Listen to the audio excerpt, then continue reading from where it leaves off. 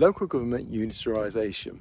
It sounds like a dry back office reorganisation, but if you're in the planning and development space, it's actually one of the biggest risks to your pipeline right now.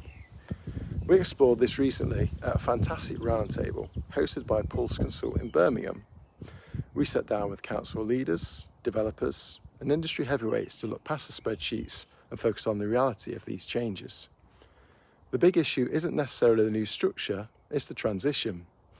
We're looking at a 12 to 24 month window of potential transition inertia. When authorities merge, departments don't just snap together overnight.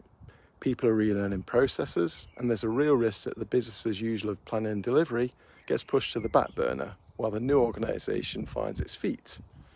When authorities become larger and more centralised, decision making can naturally become more remote.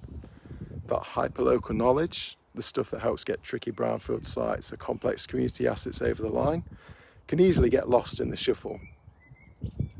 For developers and investors, this means your North Star has to be absolute clarity.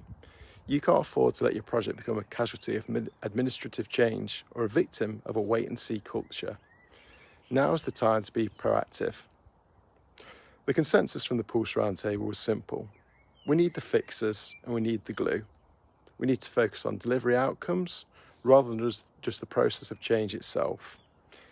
In an era of new legislation like the Procurement Act and BNG requirements, stability and early relationship building are your best tools to navigate this uncertainty.